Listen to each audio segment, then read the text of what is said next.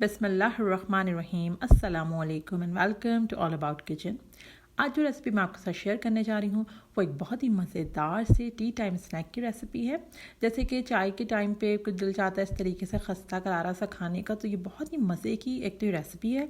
और दूसरी बात ये कि झटपट फटाफट ये बन जाती है, बहुत ज़्यादा टाइम भी इसमें नहीं लगता। जितनी देर में आप चाय बनाएंगे शाम के लिए उतनी देर में आप इसको बना के तैयार कर सकते हैं। तो चलो आज की मज़ेदार से टी टाइम स्नैक की रेसिपी स्टार्ट करते हैं।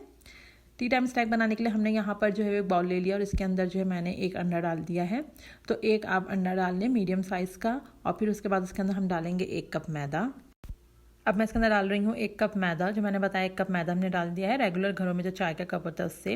अब हम इसके अंदर डालेंगे इटालियन सीजनिंग, जो इसमें ऑरिगेनो, थाइम, बेसल वगैरह होते हैं, मिक्स हर्ब होती हैं, वो डाल दी हैं मैंने। पास्ता में वगैरह में यूज़ करते हैं हम, तो मैंने तकरीबन 1 टीस्पून डाल दी। आपके पास ना हो तो आप इसको स्किप कर सकते हैं, इसकी जगह आप काली मिर्च का पाउडर वगैरह डाल सकते हैं। 1/4 टीस्पून मैंने इसके अंदर बेकिंग पाउडर डाला है, 1/4 टीस्पून मैंने इसमें नमक डाला है, 2 टेबल स्पून मैंने इसके अंदर हरा धनिया डाल दिया है। अच्छे तरीके से करेंगे इसको मिक्स करने के बाद अब हम इसके अंदर डालेंगे लहसुन का, मैंने यहाँ पे पेस्ट बनाया था वो डालेंगे। तो ये तकरीबन 1 टीस्पून तक जो है वो लहसुन का पेस्ट है। आप ये इसको जो है वो 3/4 टीस्पून समझ सकते हैं, क्योंकि ये 1 टीस्पून थोड़ा छोटा ही है चमचा। तो ये हमने डाल दिया 3/4 टीस्पून लहसुन का पेस्ट। अगर लहसुन पेस्ट ना हो तो आप लहसुन का पाउडर डाल सकते हैं। थोड़ा सा पानी डाल के इसको अच्छे से टाइट डो बना लेंगे। टाइट गूंदना है आपको, इसको सॉफ्ट नहीं गूंदना है, इसलिए पानी आप बहुत ही थोड़ा डालें, क्योंकि हमने इसमें अंडा भी यूज़ किया है। बहुत ही थोड़ा पानी डाल के देखें, मैंने इसको मिक्स किया है तो फ़ौरन से देखें ये शेप आ गया, आटा गूंद गया है इसका। हम इस तरीके से देखेंगे डन है।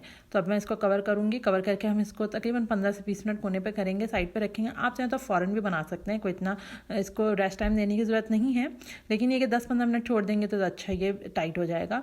अब बस इसको इस तरीके से हम इसको इस तरीके से देखें, इस तरह रोल करेंगे और इसके 4 पेड़े बन जाएंगे। जितना हमने डो बनाया इससे 4 पेड़े बन जाएंगे। तो पेड़े बना लेते हैं इसके। चैनल पे नहीं होता it's my humble request, channel ज़रूर से हमारा सब्सक्राइब कर लीजिए, ताकि इसी तरीके से किचन रिलेटेड वीडियोस रेसिपीज़ आपको मिलती रहें।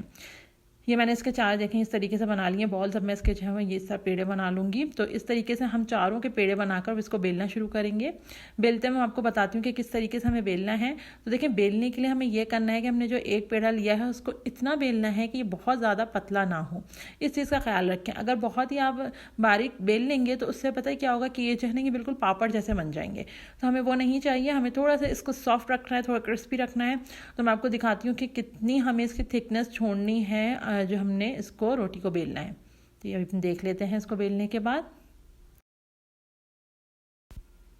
अच्छे तरीके से हमने इसको बेल लिया है, स्मूथ तरीके आराम से बेल गया है। और ये देखें इतनी हमें थिकनेस रखनी है, बस ये डन है। अब मैं इसको कट करूँगी।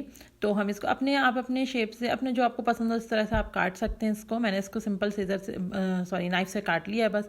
और आप चाहें तो आप पिज़्ज़ा कटर से काट सकते हैं, जिससे उसकी जो है वो शेप भी आ जाए।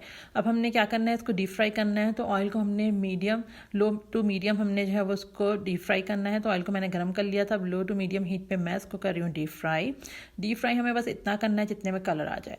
बहुत ज़्यादा तेज़ गरम ऑयल नहीं होना चाहिए, वरना क्या होगा कि अंदर से ही थोड़ा कच्चा रह सकता है, क्योंकि हमने रोटी बहुत बारीक पतली नहीं बेली है।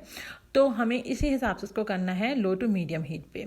कलर आ जाएगा तो देखें कलर आने लगा है, तो बस हम इसको निकालेंगे। अच्छा, निकालते फ़ौरन आप टिश्यू पेपर वगैरह पे नहीं रखें, थोड़ी देर इसके ऑयल को निकल जाने दें। तो देखिए मैं इसका छन्नी में डाल रही हूँ। थोड़ी देर ऑयल को हम जो है इसको छन्नी को जो हम किसी भी कटोरे वगैरह पे रख देंगे, ताकि ऑयल निकल जाए। जब ऑयल निकल जाता है तो ये सॉगी नहीं होता और बहुत मज़े का लगता है, ये क्रिस्पी सा भी रहता है, सॉफ्ट सा भी रहता है। तो बस अब ये डन है। बहुत ही मज़ेदार खस्ता करारे से टी टाइम में खाए जाने वाले हमारे पास ये स्नैक्स तैयार हैं। बहुत मज़े के लगते हैं। इंशाल्लाह जब आप बनाएंगे इसको आपको रेसिपी पसंद आएगी। आज की रेसिपी अच्छी लगी है तो वीडियो को ज़रूर से लाइक कर लीजिएगा, फ्रेंड्स और फैमिली से शेयर कर लीजिएगा। चैनल पे नहीं होता इट्स माय हम्बल रिक्वेस्ट के चैनल भी आप हमारा सब्सक्राइब कर लीजिएगा। अल्लाह हाफ़िज़।